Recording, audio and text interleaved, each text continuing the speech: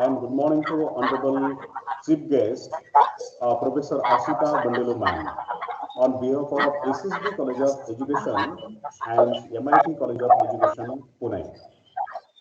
It gives me great pleasure to introduce the chief guest of this program of phonetics.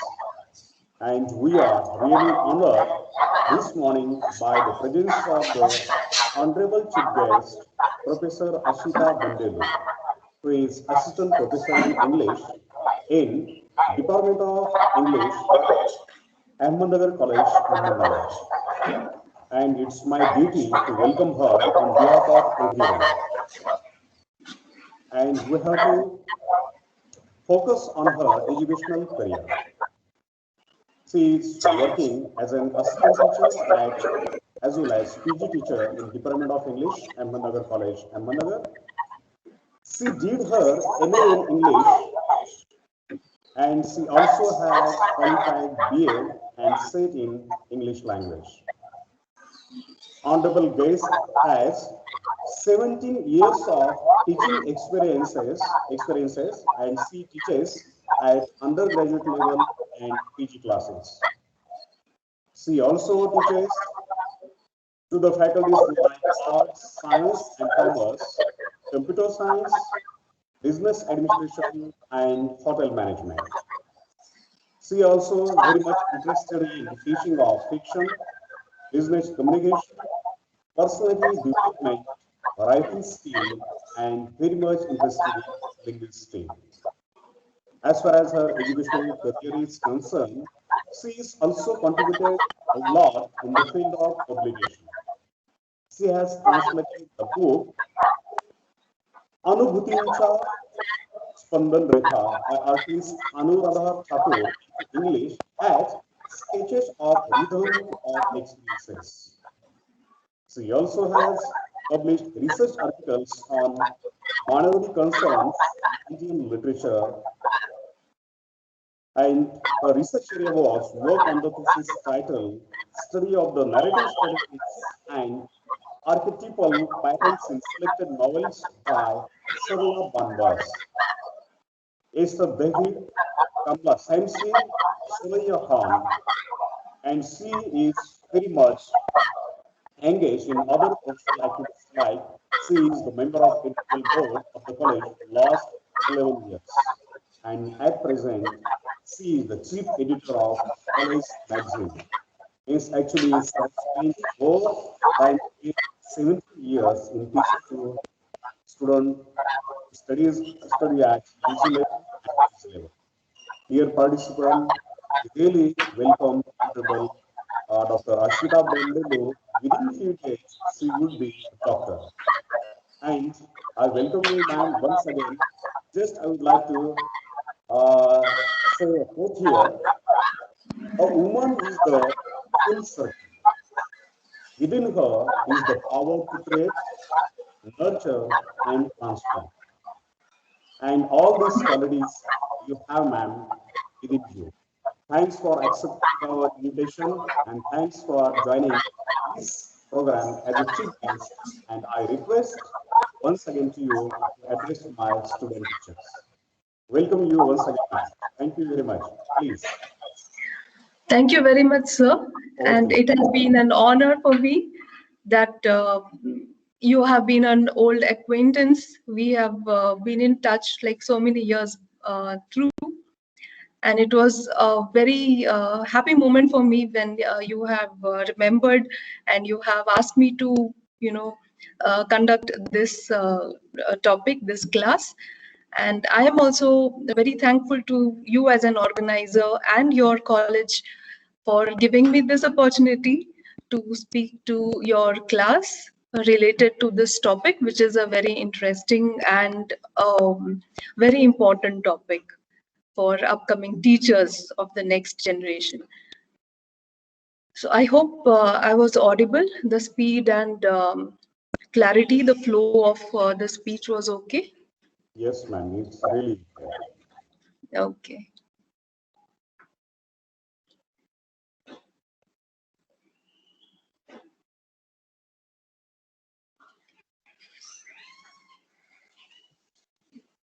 So I begin my topic. Shall I begin my topic? Yes, ma'am. Yes, please, please, Okay. you can. Okay. If you want to Yes. share, there is slide share option. You may. Yes. Okay. Um, so good morning, all students. It's a very difficult situation that we are in, and the first drawback of this online teaching is that I cannot see your pleasant faces. For a teacher, it is very important to be able to see the faces of the students that he or she is speaking to, because even when you are going to become teachers, it is the expressions on the face of your students which can tell you a lot, which can give you a kind of direction as to how to take up your topic, whether the students are feeling interested or not, whether the students understand or not. So I think this is um, a major drawback over here. Right now, I can just see your icons like FS, PH, SB. I don't know. Uh, Yes, ma'am. One yeah, minute, that is. I will interrupt you. Dear student, it's the request of honorable speaker, and as you know that this is our 19th day, and in this lecture series, she is one of the women. She is going to address to you. So that I request for a moment, just you have to open your camera so that she can read your faces. Dear student, please, please open your camera for a while.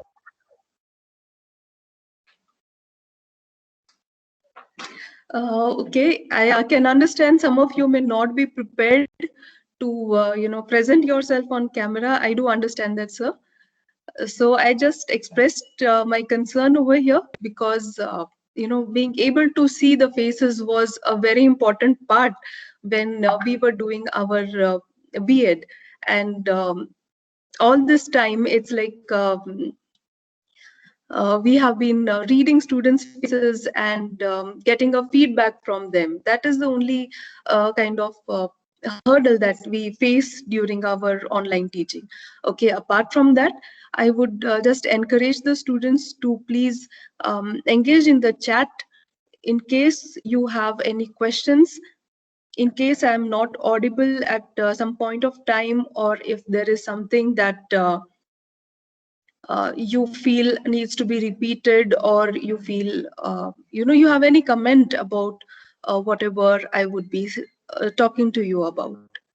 Now, the topic that was given to me is related to pronunciation and reading to help in pronunciation.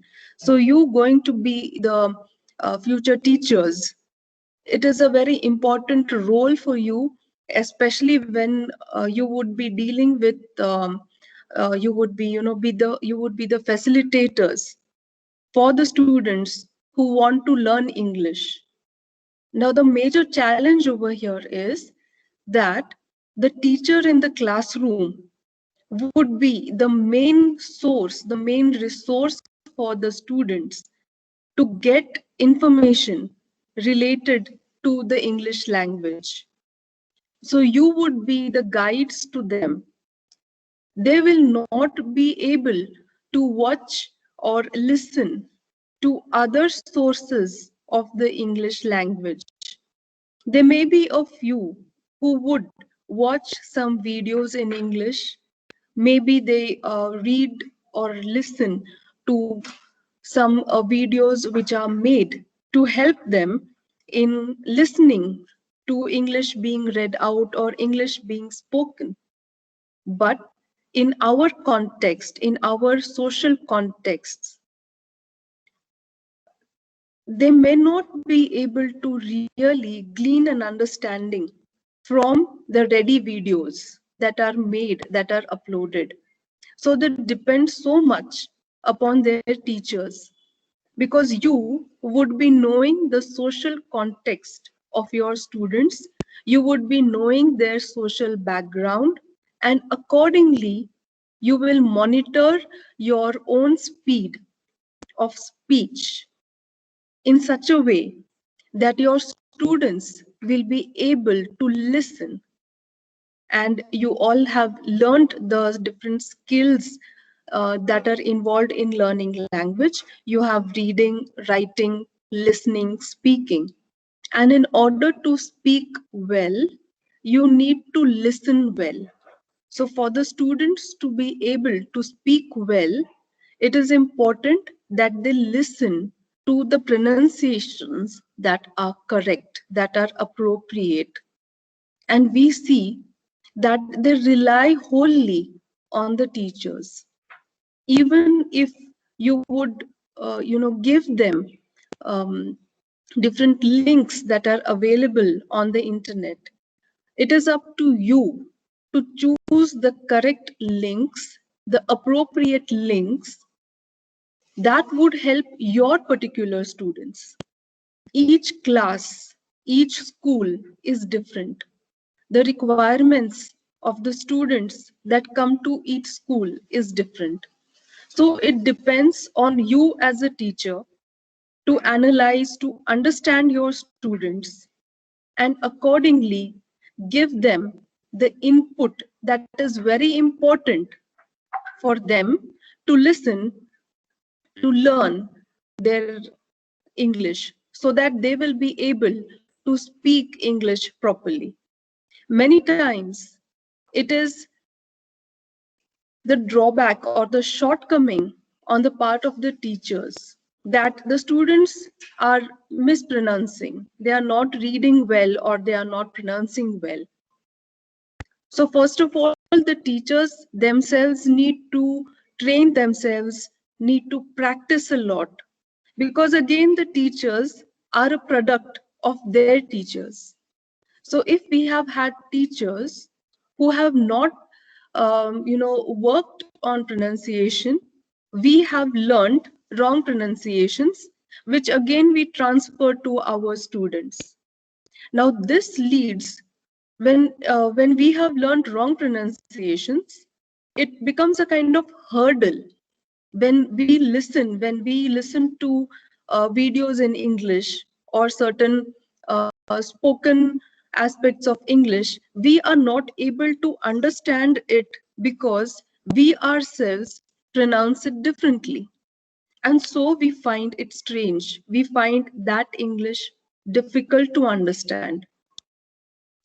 So a lot of knowledge is available, but for that we need to train ourselves in the basics first. So what are those? You all have come, you all have graduated, and you have studied pronunciation, the basics of pronunciation. What we are going to do now is, I would be showing you one link. I'll be giving you one link which you could use to analyze yourself, whether your own pronunciation, whether you can follow that pronunciation. And for those of you who are conscientious teachers, you would be able to match whether the way you are speaking, whether the pronunciation that you are using is, matching that particular link. The link is about 1.5 hours long. It's a YouTube video which is 1.5 hours long. But what you could do is, you could identify those particular sounds, maybe consonant sounds. Some may have a difficulty with vowel sounds. Some may have a difficulty with the pronunciation of diphthongs. So you could, look into that video, identify those areas that are new for you, or maybe, a little difficult for you, or maybe different for you. And you could practice those particular sounds.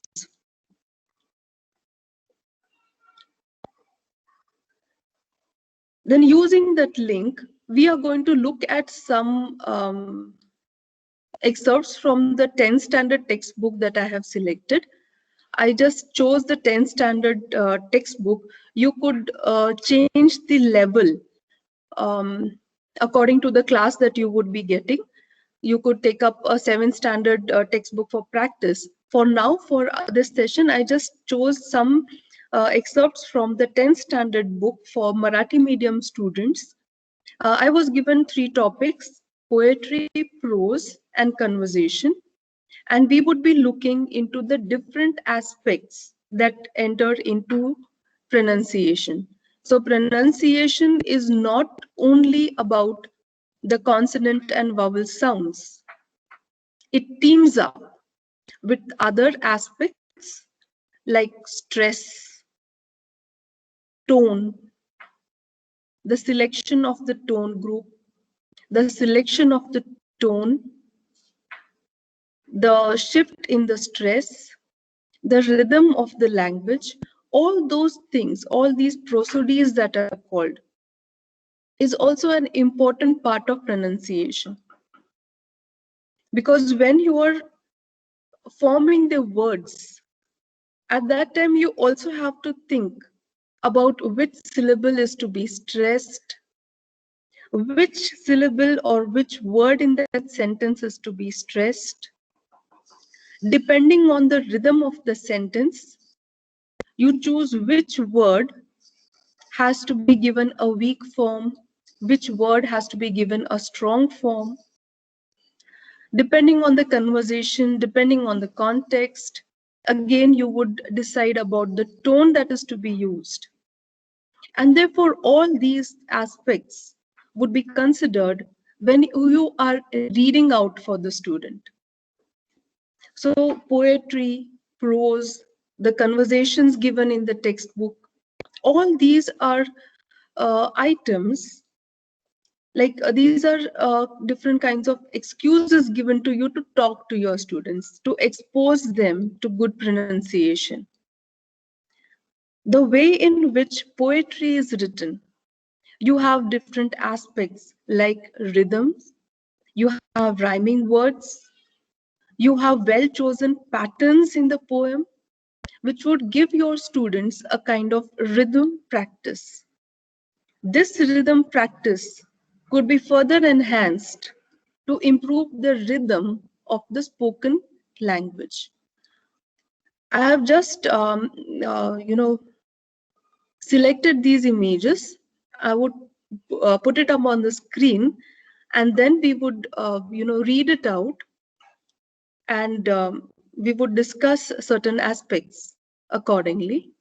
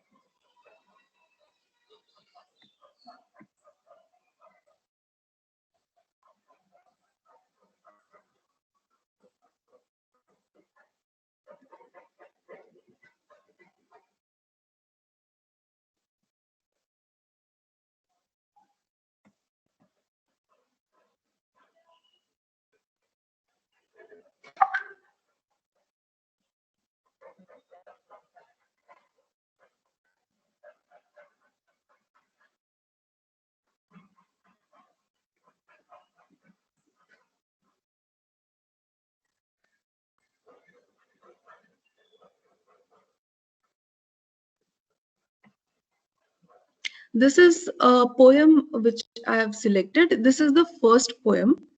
Now, in this poem, you have, you could look at the options available to you. This poem uses a rhyme scheme.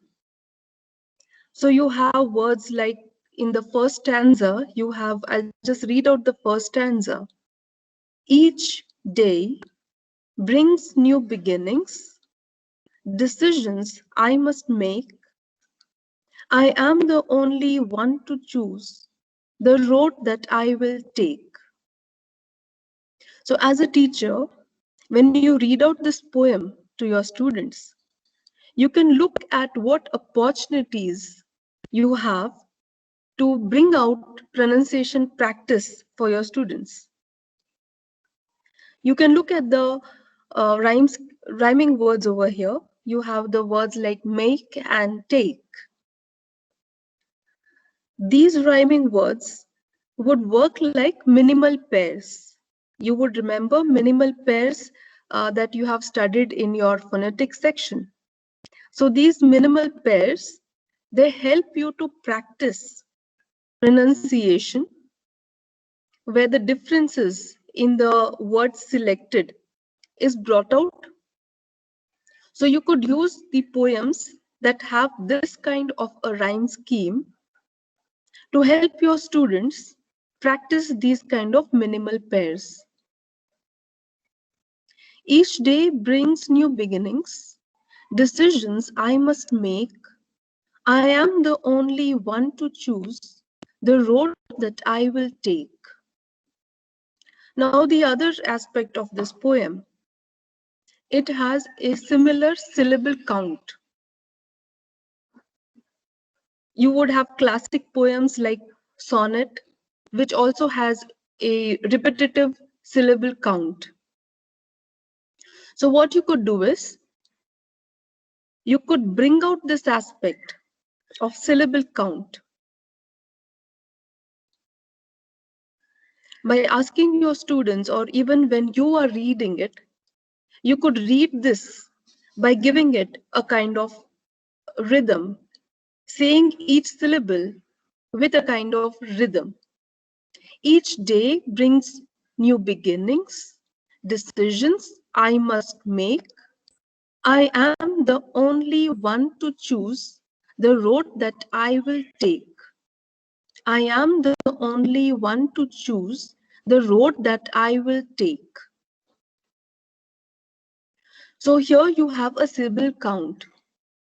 When you read it with a rhythm that helps them to feel the beat of the syllables,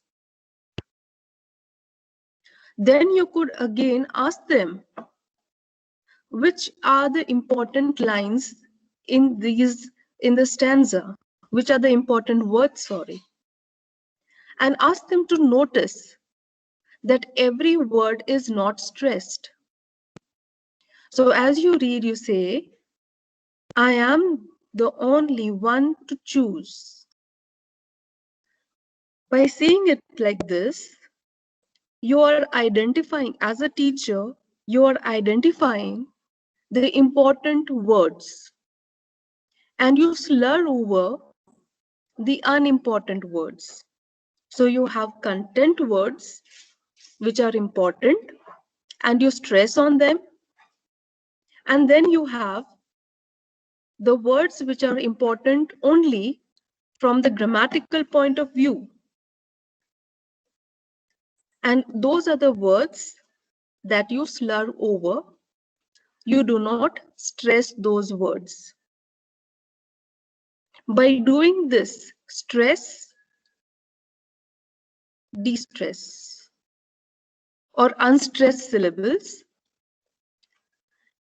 you bring to the notice of the students that English is a language which is not syllable stressed. English is a language which is stress timed. There is a beat, and that beat involves only the important words that have to be stressed, and the other words are slurred over. So while reading this kind of a poem, you could focus on this method of reading where each syllable is read out clearly and the important syllables are identified and said with greater stress, slurring over those syllables that are not important.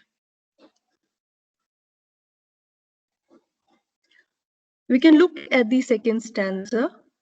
I can choose to take the road of life that leads to great success, or travel down the darkened road that leads to great distress. I'll repeat. I can choose to take the road of life that leads to great success, or travel down the darkened road that leads to great distress. So this poem, this kind of a poem, helps you to train the students' ears to syllable count and stress, which is a peculiar feature of English. What happens with students who come from a vernacular background means a vernacular background would mean those who are not exposed to native speakers of English, they miss out on these features. If you remember, when you were taught in school, you would be asked to put your finger on each word and read each word clearly. That is important. But as you go on to an advanced level of speaking or reading, this is not expected. Fluency is expected. Proper, appropriate stress is expected. And a peculiar rhythm is expected. So you help your students to develop this kind of an understanding at level 1 from these kind of poems. Now look at the words again. Each day brings new beginnings. You could identify the differences in the vowel sounds that are being posed to the students in this first line itself. You have each day, each day brings, each day brings. You have two different vowel sounds of E. Each day brings. I looked up certain YouTube videos for this same poem. Some of them have been, well worked. It's a good effort by the teachers that they have read out the poems and posted them, uploaded them on YouTube. But even there, you would notice that it is not done very well because the native ear would catch these small mistakes or small mismatches. And so you would, as a teacher, do well to identify such pairs of vowel sounds.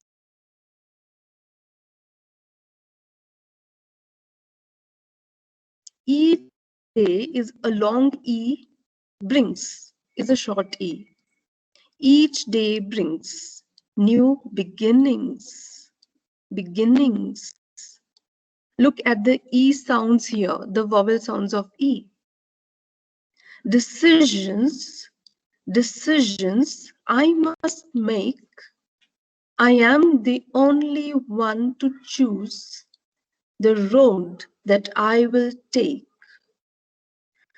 Look at the way we say road. The way you would pronounce it would help the students also become aware of these vowel sounds. The road that I will take.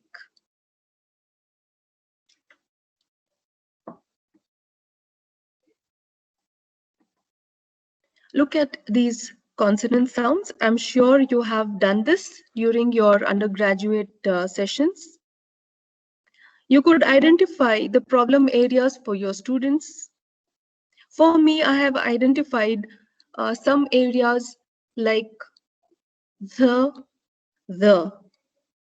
way the students would say the and the. So these are problem areas where the students would say th and the. They would, translate it into Marathi th and Marathi the, or sh, j, ch, j. These are certain problem areas because the sound set taken for the system of English language is different from the set of sounds used in the vernacular language. These are the sounds where you cannot equate it, you cannot compare it with a Marathi sound or a Hindi sound. So you could identify these areas where your students would need a little better coaching. And this is what you would mark in your poems and stress on those as you are reading them. So when you have sounds like the, when you have sounds like that, so you would say these sounds in such a way, maybe stressing on them when you're reading them, so that your students are able to listen and make out the differences in the way they are articulating it. Another way in which you could help them work on these pronunciations, if it is feasible. I mean, the classrooms are quite large nowadays, so a lot of activities are difficult. But you could play a game like fill in the blanks. If you remember when you were small, you may have played this game where you would miss out on one word and the student has to fill in that word. So with the poems in front of them, after you have read the poem a couple of times, you could leave out these words that they have to work on. So whenever there is a the, that, you could pause yourself and ask your students to say that word. So after listening to you, they have to say that word in the way that you have pronounced it. Supposing you take the word like road. Road.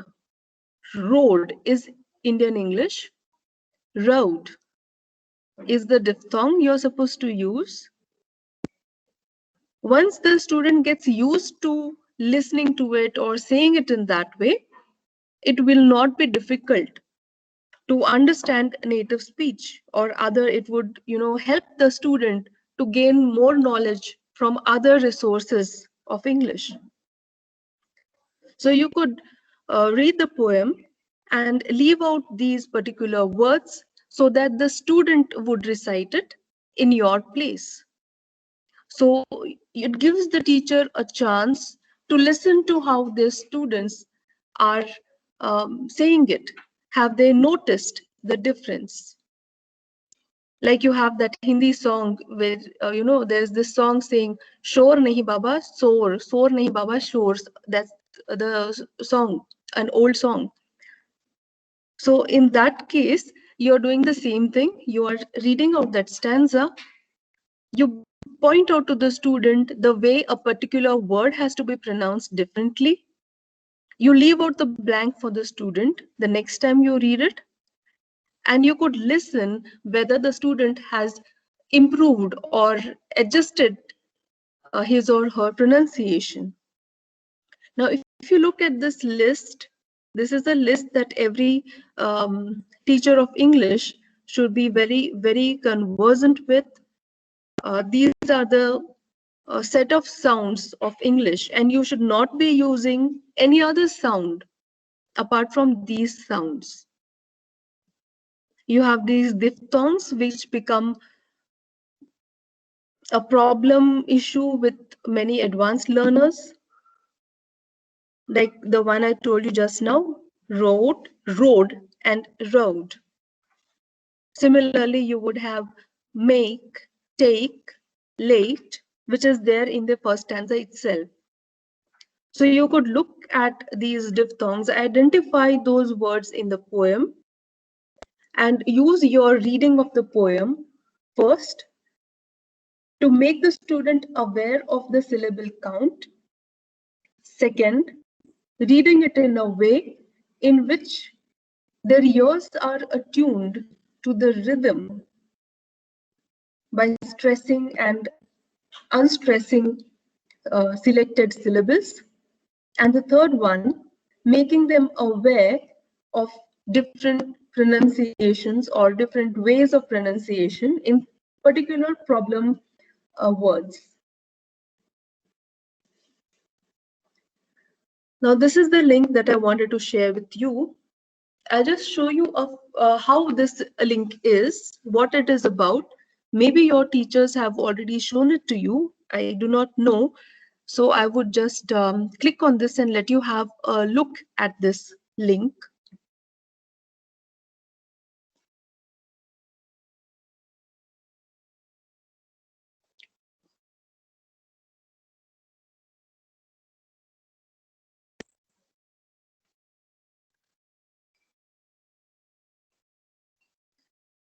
Yes, this is a link. It has been made by BBC Learning. And here it is.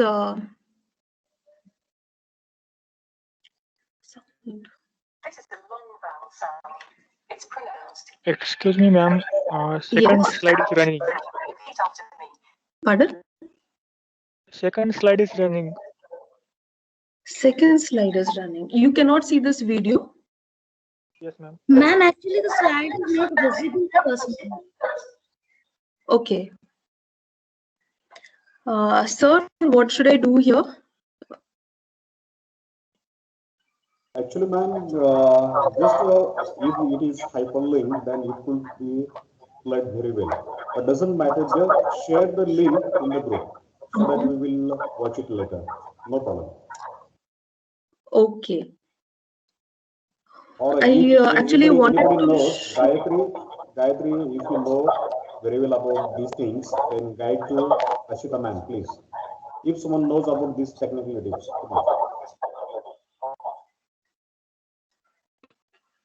Karuna, Yes, sir. Okay. please help her how to show video within the slideshow.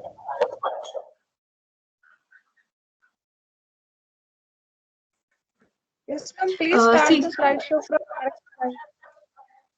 From first, okay.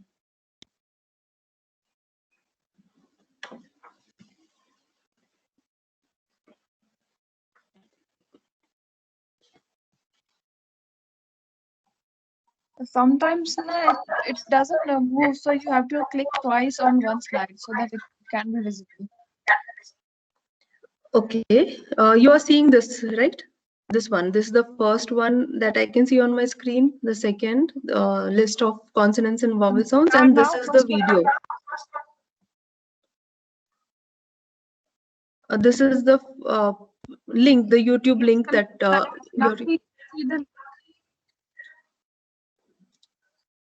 Hello. Yes, ma'am. Now we can see the YouTube link. Okay. Now, if I want to show you something on this, I click on it, and the video starts playing. Yes, ma'am. On my screen, but I wanted you to see. I wanted to tell you something about it. Okay. So I'm clicking on this. You just tell me now what happens. Yes, ma'am. I need to play it. Then it would. Ma'am, it will be better if we have to make the slideshow, ma'am. Actually means there is no slideshow.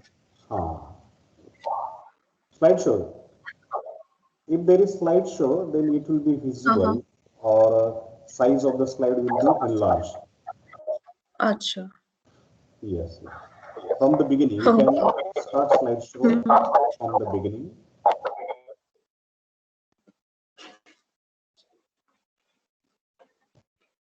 Yeah, I'm doing this from the beginning. Now you try. Repeat after me.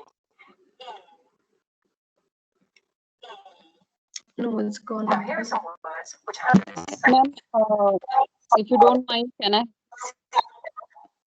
machine. Yes, please. Repeat after Please help us. Ashita, ma'am?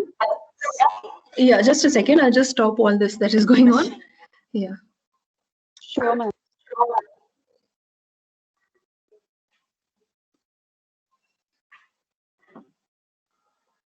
Yes, tell me.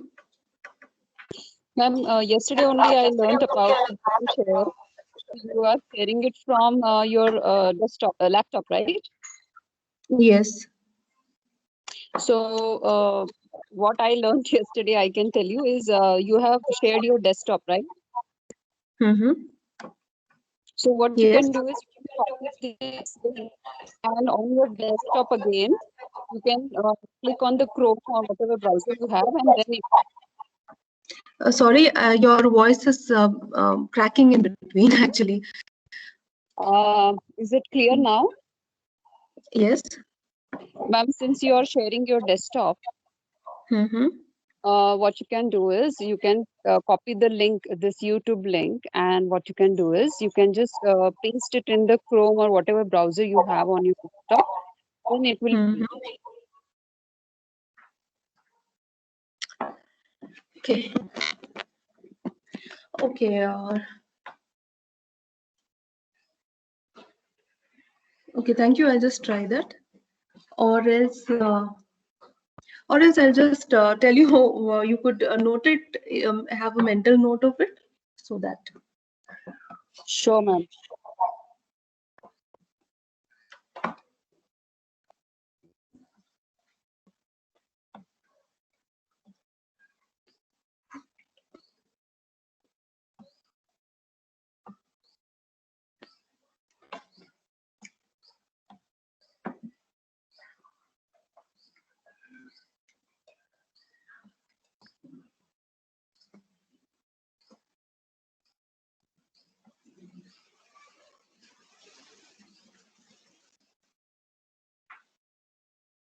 It's okay. I'll go ahead with the next topic.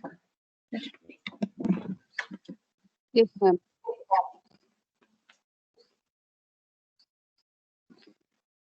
Okay. So I'll just go on to the next thing that I wanted to talk to you about. Where's it? Okay. Now, in this particular video, what is being done is you have a speaker and you have these close shots of the way in which she is articulating these vowel sounds and the consonant sounds. And this complete thing has been designed in such a way that your students would have access to the different, like you have the E sound that I discussed just now, the long E and the short E. And in this video, you are given different sounds, which helps you to contrast, which provides you words that would contrast between the different long and short vowel sounds or diphthongs that are differently used, or even voiced and unvoiced consonant sounds. And there are these close shots of the way in which the lips and the tongue, the way they are used as articulators, which make a big difference in the way your sounds get a kind of polish. So that's what I wanted to show you on these videos. But anyway, I would you could go on to BBC English learning websites and you would get these videos from there. That is a very nice resource where you can be very sure about the appropriateness or the correctness of the pronunciation from that website.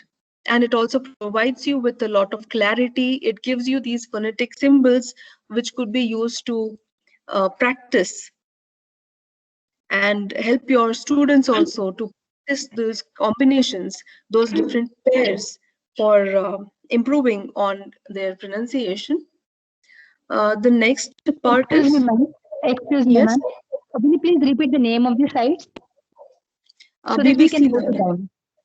Yes. BBC English Learning, right? Yes, you have a lot of resources on that. Okay, thank you, ma'am.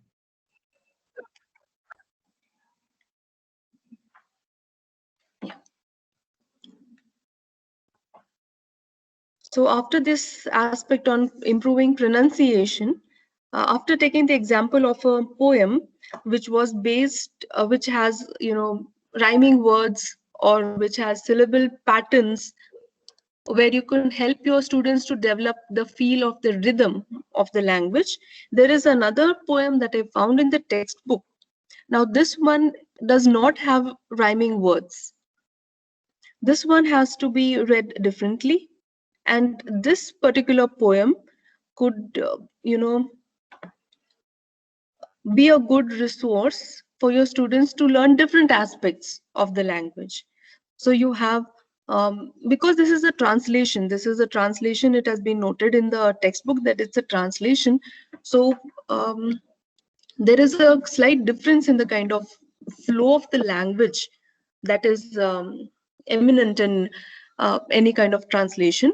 But anyway, these kind of poems could be used to bring out the a different kind of beauty of language, or the oral art, you could say, of poetry. So here you have, "Oh moon, give me moonlight, basket full or two baskets full with seeds of moonlight." Now here you don't have a peculiar rhythm that is ready-made within the poem. Like in the earlier poem, the rhythm was something like, ready-made. It was already planned and designed into the text of the poem. Whereas here in this kind of a poem, you don't have that kind of a syllable count. You don't have a pattern in its rhythm. But instead, this could be used to help your students now better their sense of rhythm. Because here you don't have a very perfected, what do you say, a beat. You don't have a very perfect beat over here. So you have, "Oh moon, give me moonlight, basketful or two baskets full with seeds of moonlight. From the city to my village, on the sides of the path, I want to sow many small moons of light. The whole village goes to the city daily to work. It becomes dark on its way back, as my village is quite far." So here, when you read the poem to your students for the first time, the students are more attuned to what is the poem about. They're more interested in what the story is about, or what is the theme of the poem. So when you read it for the first time, it's going to be for your students to discover the theme of the poem. Once the theme is worked on, once you have helped the students become aware of the theme, you could also help them in analyzing the poem for themselves by providing them appropriate stress words. You could, as a teacher, you would identify the main content words of the poem. Like you could look into the second stanza, "From the city to my village." Now, when you are reading this, you are making your students aware of another aspect of English, that every syllable is not stressed in the same positions in the words. From the city to my village. So look at the way you say village.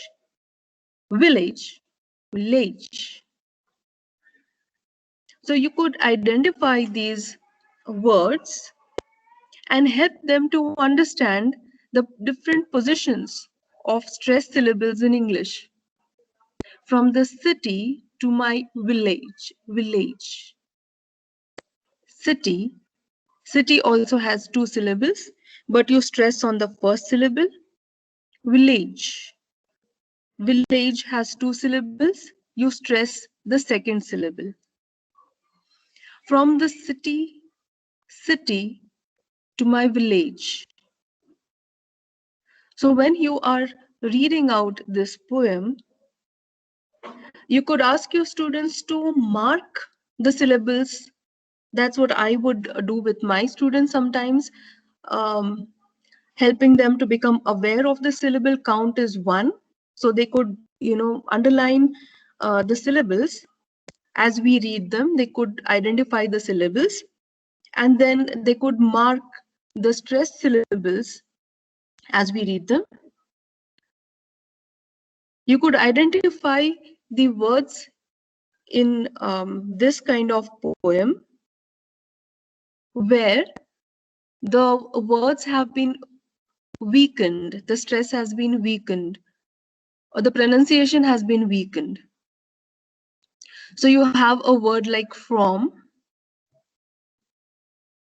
you have words like of, you have words like to, and you could show them how these words, the strong form is not used. So you don't say from, you say from. From is weakened to the to from. You have of, that is weakened to of. You have words like, in the morning. So how do you say in the morning? And he goes back early in the morning. You could help your students to understand this feature where, in order to be more fluent, you do not pronounce each word clearly. And he goes back early in the morning, early in the morning, in the morning, early in the morning, while I am sleeping. And he goes back, and he goes back. So you slur over and he, and he. You don't say and he, you say and he goes back early in the morning. Early is sufficient, early is important enough. And you slur over in the morning, and he goes back early in the morning, while I am sleeping, while I am sleeping. So when you are reading this kind of poem, you could have these two poems. The earlier one, which has a kind of rhythm pattern fixed into its text, and a poem like this one, where you do not have a rhythm, where it is not, there is no rhythmic pattern within that poem. So you read it with feeling, where you identify the content words which link to the theme of the poem. And you are able to, ask your students to contrast how these particular words are helping you to link it to the theme that you have identified earlier.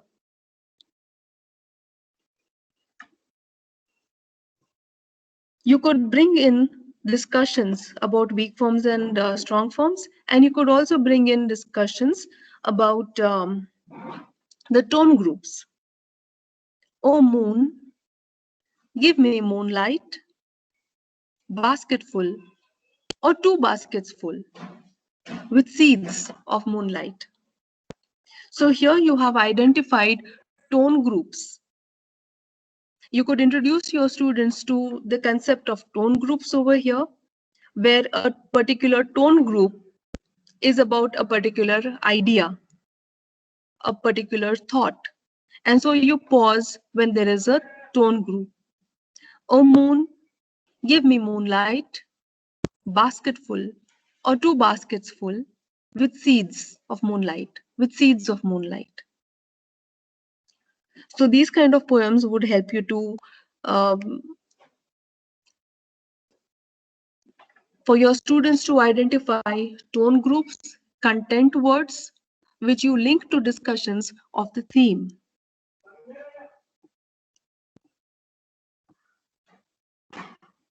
You could, just excuse me a minute.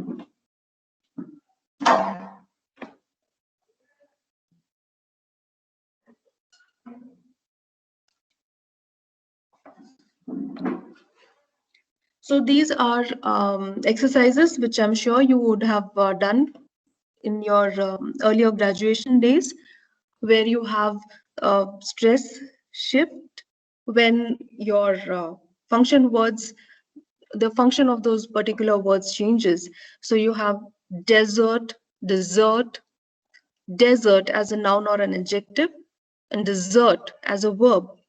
So while you're reading these poems, when you are focusing on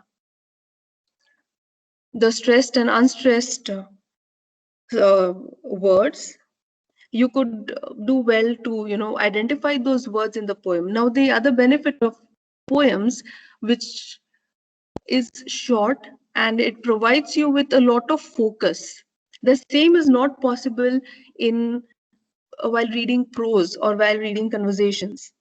So while reading prose, what happens is you have a lot of material, a lot of text, and there is so much to read. Whereas when you focus on these aspects, these very particular aspects of English, when it comes to pronunciation, when it comes to the use of different diphthongs, when it comes to the use of syllable count and stress syllable and so on, when you use these poems, what happens is there is a limited amount of text and you have plenty of time to help them sink, absorb these aspects of English. So you could do well to show them these different ways in which a word with multiple syllables could be stressed on different syllables, and how their meanings would change or the feel of that word in that context would change just by changing the position of the stress, the position of the accent. As you all are also aware of how when you have derived words, the stress would shift from the first syllable to the second syllable to the third syllable and so on. So certain poems, while you're reading, when there is a discussion of these words, you can do well to bring to their notice which word has been stressed when and why.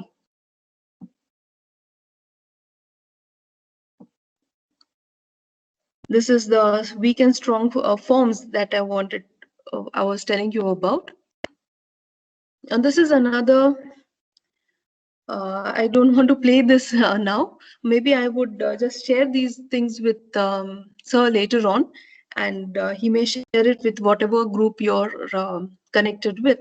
So this was a short video in which stressed words and unstressed words, and how you could help your students to sort of practice selecting the sounds that are to be stressed and slurring over those, or weakening the pronunciation or the strength of the words that you have to slur over. So maybe sometime later you could watch this particular thing.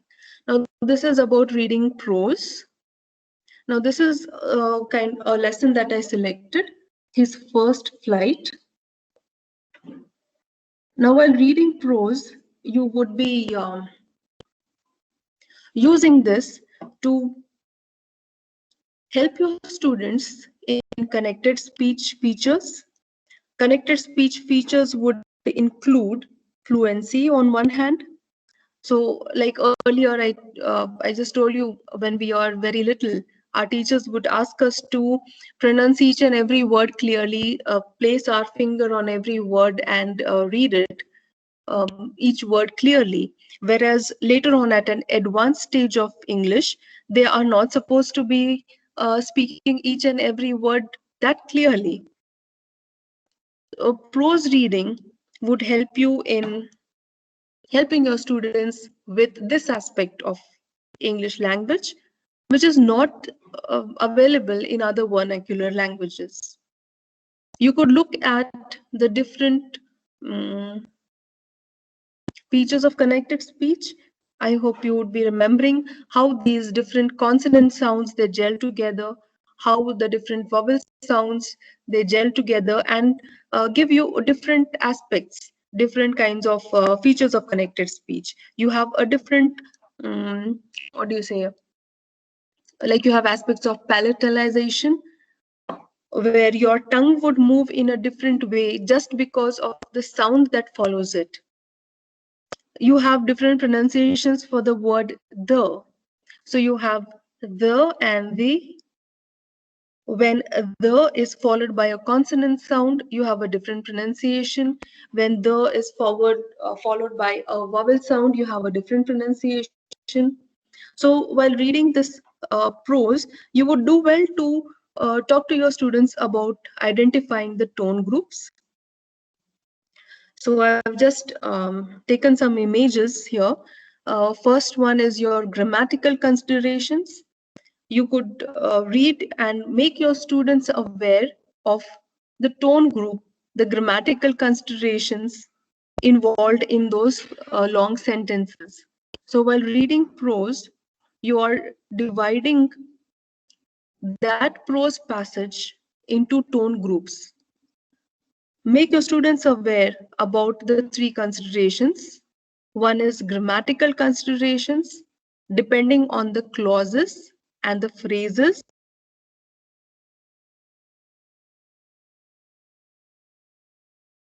The students, you would be dealing with English grammar, teaching them about phrases and clauses. And it would do well if you are able to inculcate that understanding while you are reading the prose passages. So you're identifying the phrases, you identify the clauses. You could show your students the marking of those phrases or those clauses in those prose passages. You could ask your students to look at punctuation marks and how the punctuation marks would define the tone group selection. And the third aspect of selecting tone groups would be the semantic considerations. So your semantic considerations would be the sentence according to its meaning. So if you just go back to that this kind of prose reading,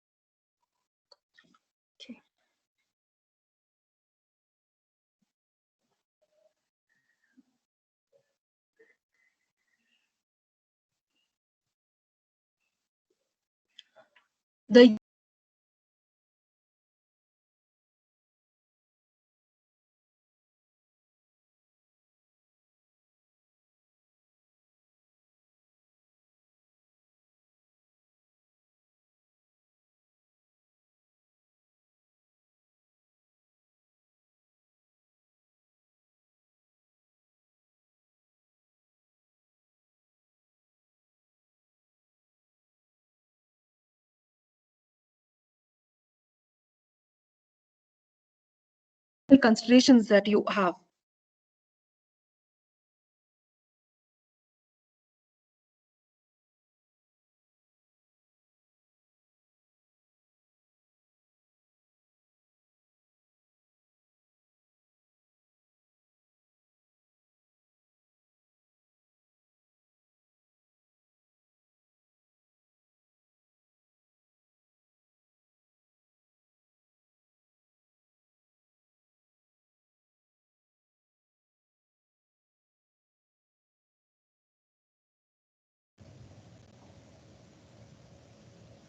Ma'am, we are not audible to you.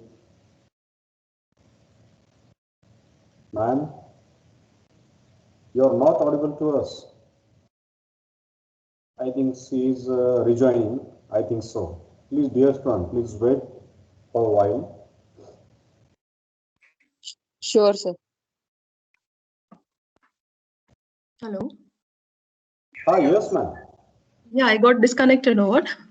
Okay, no problem. It happens, ma'am. It happens. Okay. Yeah, so this one, the tone groups, the young seagull, So you have your subject, you have your tone group, you have a combination of a phrase, was alone on his ledge. So as you read, you would be breaking up your passage, your prose passage, into such tone groups. His two brothers, his two brothers. So you make up your subject, his two brothers. This is one tone group. And his sister, this is the second tone group, had already flown away, another tone group, the day before. So when you're reading it, breaking it down into tone groups, you're helping your students understand the semantic implications, how these particular words come together and present one meaning. It also helps them to understand which words go together, what is the sequencing of the words. For example, you have adjectives that are placed before the noun.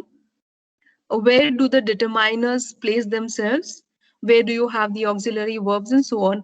So it becomes very helpful for your students to identify these tone groups, to identify these phrases, these clauses, and the words that collocate or they are placed together. So the young seagull was alone on his ledge. His two brothers and his sister had already flown away the day before. He had been afraid to fly with them. Somehow, when he had taken a little run forward to the brink of the ledge and attempted to flap his wings, he became afraid. The Excuse great me, ma'am. Yes. Ma'am, the PPT is not visible to us. The passage what you're reading is not visible Yes. to us. Okay, I'll try and increase its. Okay. Actually, we can see you, but not the PPT, ma'am. You have not shared your screen. All right, I'm so sorry about it. Yes, I'll do that. This is the new platform I'm using, so it's a bit confusing for me in some places. Yeah.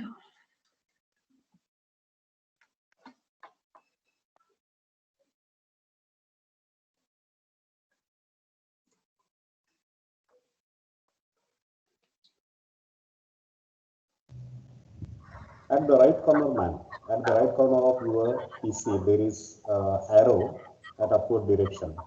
It is sharing of content. Yes, yes, okay.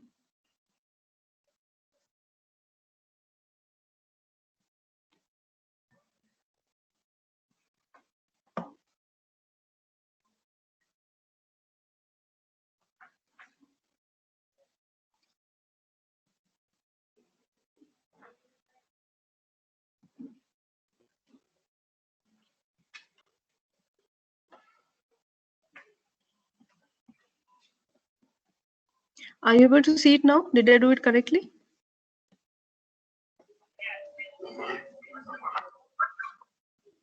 Sorry, are you able to see it now? No, ma'am, not No. Okay.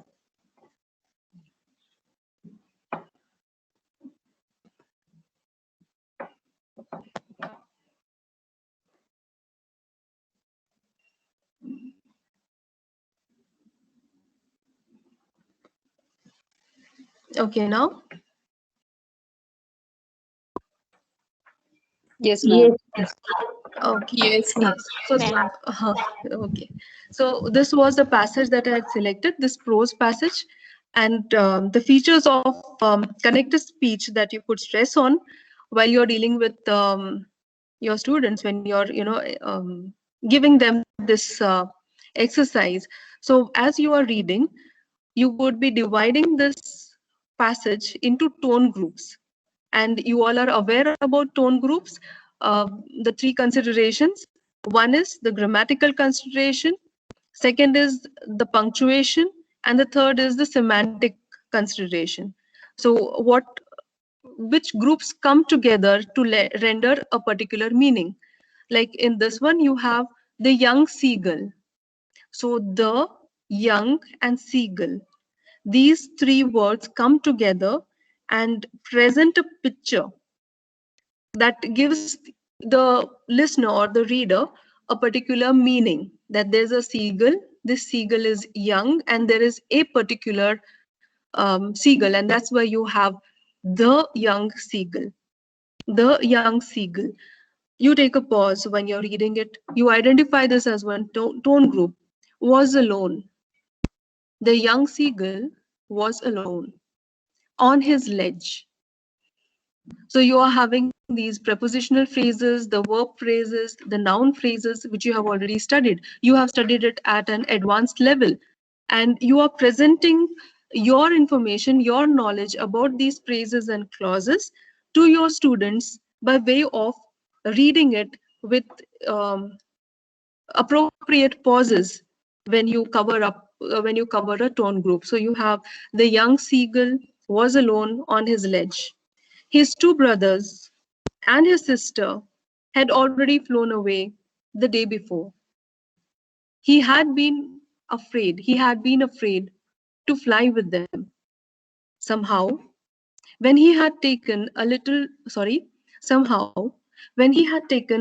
run forward to the brink of the ledge and attempted to flap his wings, he became afraid. So when you have these longer sentences, you would show your students where you would be taking the breaks, where you would be taking the pauses, how those particular set of words contribute to differences in meaning. If you pause your reading in the wrong or inappropriate places, the meanings would change, the grammatical understanding would be modified. So while using your prose reading, you would do well to focus on tone groups by pausing at the appropriate places. After you help your students with understanding the tone groups, you also have different tone styles. You have the falling tone, rising tone, and so on. So you're already aware about these tone groups. Just a kind of short revision. You have a falling tone when you're dealing with statements, when you have WH questions, when you have commands, like that's when you would be having your falling tone. You would have the rising tone when you want to show that there is something which is incomplete, or whether it is a casual or an informal statement. There is when you will be using your rising tone. You have yes no questions, which would also take up the rising tone. Is the water cool? Are you coming? Was the film good? And so on. Or even requests, could you explain this please? Please come to the party. Would you drop me home? So where you have requests, polite requests, you would be using the rising tone. Incomplete statements, you would be using the rising tone. Question tags, where you ask for confirmation, that would be a falling tone. When you want, you would be using a rising tone while seeking confirmation. You have the falling rising tone when you want to express sarcasm or you want to be apologetic about something. So you have the falling rising tone. Now, once your students are familiar with the tone groups during your prose reading sessions, you could go on to reading conversations. Maybe you use role play in your classrooms, which helps them to practice, makes it a bit interesting also. So when you have characters identified in your class, you have your students playing the roles, you could use that to help them to read with the proper kind of intonations. You could introduce them to this feature of English language where you would use the falling tone or the rising tone or the falling rising tone. You could read it in different ways. Supposing you take up this selection, shocking, remarked Mrs. Bhushan. Shocking, shocking, shocking. You could read it in different ways using different kinds of tones. This would be done after they are familiar with the story though. So after you have read it once or maybe talk to them about the story, you could use another kind of a reading, a mismatched kind of a reading, where your students could be made aware of what happens if you use a different tone. So initially you could read it with the appropriate tones, and then you could have a different kind of a reading. So you could make your students aware about how a different tone that is used. If you substitute the falling tone for the rising tone, or you use a falling rising tone in place of the falling tone, what is the impression that is given? So if you read this, shocking, remarked Mrs. Bhushan. If they can't pay the sweeper, they must be in a bad way. None of the others could be getting paid either. Now look at this. Shocking, shocking, remarked Mrs. Bhushan. Now depending on the character of Mrs. Bhushan, depending on what kind of a character the lesson has presented her in, you would give the tone to her exclamation. Exclamations generally would take a rising tone, but then you could play around with your students and just watch how your students would react when you read it differently. So you say, shocking, remarked Mrs. Bhushan, or you say, shocking, remarked Mrs. Bhushan. Shocking, remarked Mrs. Bhushan. And you could ask your students, what impression do these different tones give about Mrs. Bhushan? Does it talk about concern, or is it sarcasm, or is it innocent, just an innocent kind of exclamation? So your students would be able to, you sort of train their ears, you train their thinking to understand these differences in the tones. If they can't pay the sweeper, that's a clause. They must be in a bad way. That's another clause. So if they can't, this is your condition. If they can't pay the sweeper, they must be in a bad way. So you can have a rising tone on the sweeper, or you could have a falling rising tone, because you are trying to imply something by talking about this condition. If they can't pay the sweeper, that's a falling rising tone. So it's implying something. The speaker is relying on the listener's ability to understand what is being implied. Or you could simply have a rising tone. If they can't pay the sweeper, they must be in a bad way. They must be in a bad way. So you use a falling tone for the end of the sentence. Again, whatever we have discussed even in reading of poetry, they must be in a bad way. So must, if it is important to say the word must, it's something to be implied, it's something to be understood. They must be in a bad way. So you could use conversations that are given in the text or within lessons, within stories, to help the students in understanding the pronunciation, stress patterns, identifying the tone groups, and additionally in conversations, you have a lot of text, a lot of situations that could help them in modulating, understanding the different modulations of language. So you have shocking, shocking, remarked Mrs. Bhushan. If they can't pay the sweeper, so here you have discussions on pronunciations again. They, the way they is pronounced, they. Can't, the strong form would be can't, but if you're saying it, reading it fluently, you would say if they can't, if they can't. So it's a reduced kind of a vowel form. Pay, that's a diphthong. Pay the sweeper. this R is silent, they must be in a bad way. They must be in a bad way. None of the others could be getting paid either. None of the others, tone group, could be getting paid either. So here, by using appropriate tones in these conversations and sometimes mismatching the tones and asking your students for responses as to how does it change the feel about the character or about the situation. She left Mrs. Srivastava at the tamarind tree and went in search of her husband. You don't have a comma after tree. But then the division into the tone groups. She left Mrs. Srivastava at the tamarind tree and went in search of her husband. By the time you come to tamarind tree, you have the rising tone and went in search of her husband. That's a falling tone. There's a comma over there.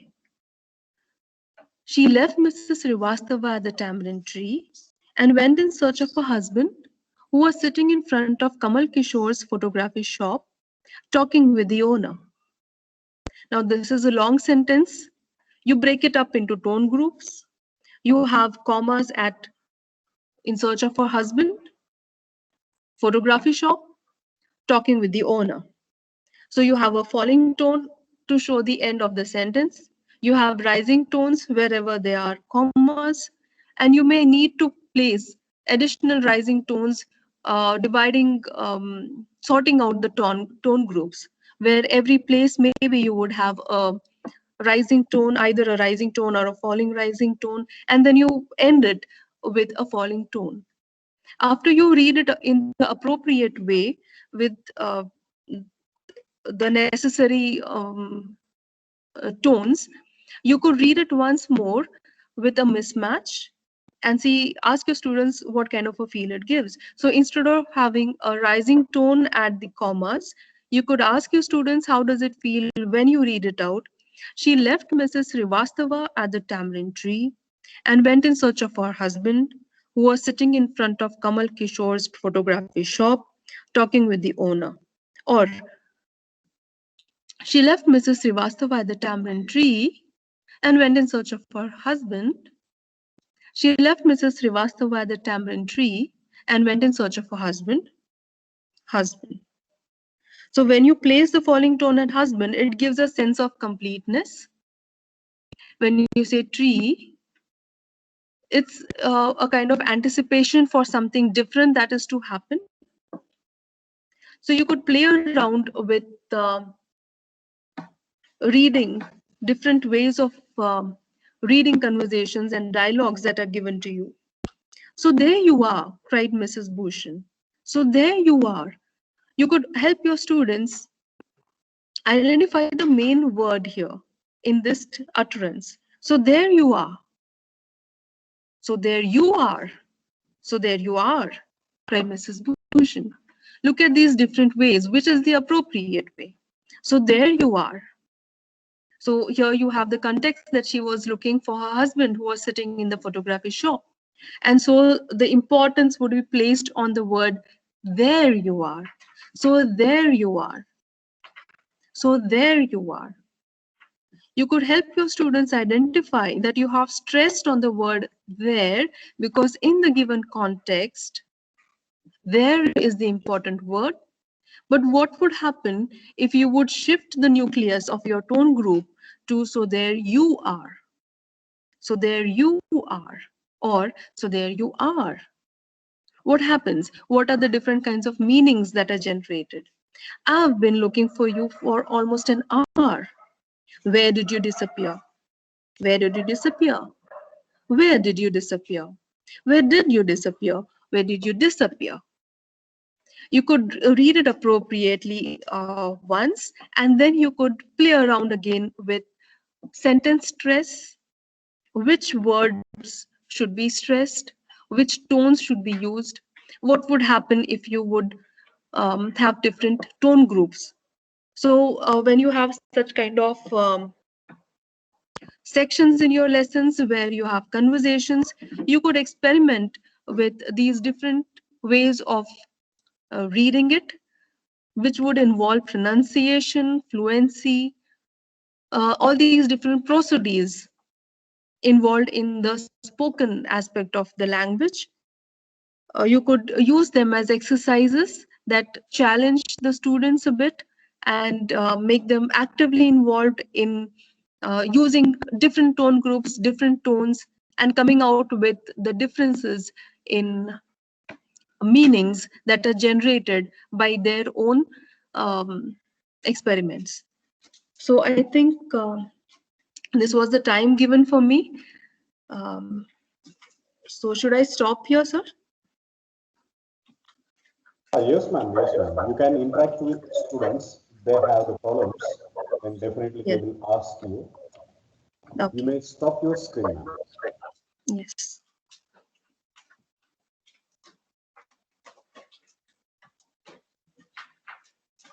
Excuse me, sir, Manisha here. Day before yesterday, we were supposed to receive a PPT or some document. I am from Jain Vidya Prasarak Yes, ma'am. Yes. school, college. But if you can just let Shinde sir know about it to share it with us, because it becomes little easy if you inform the concerned person, because we Okay. cannot keep on asking the PDFs and the documents to you each time, no? Yes, So yes. if you can just Okay, ask him to share it with us, that will really help. okay, ma'am. Okay, ma'am. Don't worry. Don't worry about that. Okay, dear participants, if you have any difficulty, if you want to know something from Ashita ma'am, you may ask your questions. Dear participants, please.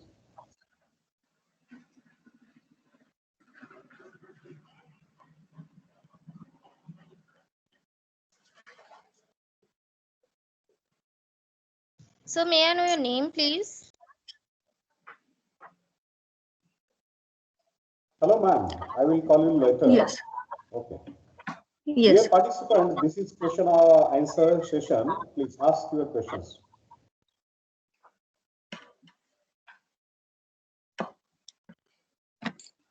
So in fact, it was a very interesting session, sir. I would like to say, because the way she read and stressed on each and every word would literally make us understand, at least me, how the word stress changes and how interesting and how different meaning would that conclude to. I mean, I'm really thank you, ma'am. Thank you so much. Anita ma'am, if you have any problem, Atul, Taruna, No, sir. So ma'am has explained very clearly all the things. Thank you so much, ma'am, for such a nice explanation. Thank you. Yes, sir.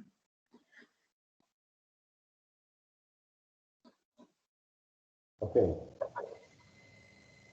I request Honorable Ashita ma'am, please share your slides so that students will go through them and they will watch the videos which were given on particular topics. And thanks for guiding us, ma'am. Thank you very much. Thank you very much.